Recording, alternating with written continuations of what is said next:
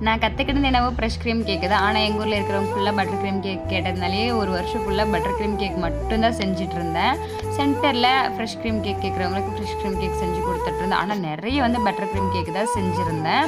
ஆனா, இப்போ ஒரு கொஞ்ச நாளா வந்து பட்டர் கிரீம் கேக் செய்யறதே ஸ்டாப் பண்ணிட்டேன். எதனாலன்னா, காசு குடுத்து வாங்கி சாப்பிட்டுமே அது 2 பீஸ்க்கு மேல சாப்பிட முடியல, தெகட்டிருது அப்படின்றதுனால நான் வந்து அந்த கேக் ஃபுல்லா வந்து ஸ்டாப் பண்ணிட்டேன்.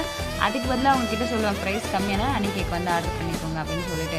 ஹனி கேக்லயுமே வந்து பார்த்தீங்கன்னா, பட்டர் கிரீம் வையுங்க அப்படின்னு ஒரு சில கஸ்டமர் கேட்குறாங்க. ஏன்னா, அப்பதாங்க டிசைனா இருக்கும். இல்லன்னா வந்து சிம்பிளா இருக்கும் அப்படின்னு சொன்னதுனால, இந்த டைம் லைட்டா ஹனி கேக்ல வந்து பட்டர் கிரீம் கேக்கும் வந்து ஆட் பண்ணி குடுக்குறேன். எவ்வளோ ஹோம் பேக்கர்ஸ் கஸ்டமர் நெறைய பட்டர் கிரீம் கேக்கும், ஹனி கேக்கும் கேட்கறதுனால, நீங்க கத்துக்கிட்டு இத செய்கிறீங்கன்னு சொல்லிட்டு எனக்கு கமெண்ட் பண்ணுங்க.